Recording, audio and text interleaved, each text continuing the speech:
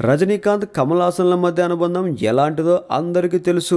ఈ ఇద్దరు దిగ్గజ నటులు సుదీర్ఘకాలంగా సినిమా రంగాన్ని ఏలుతుంటారు. ఎంతో ఆప్యాయంగా కూడా ఉంటారు. అయితే కమల్తో చాలా జాగ్రత్తగా ఉంటారని చెప్పి అందరిని ఆశ్చర్యపరిచాడు రజనీ. తాజాగా కమల్ హాసన్ అన్నయ్య చారు హాసన్ దివంగతులైన సంగతి తెలిసిందే. చెన్నై కామరాజారంగంలో జరిగిన ఆయన వర్ధంతి కార్యక్రమంలో కమల్తో పాటు రజనీకాంత్ కూడా పాల్గొన్నారు.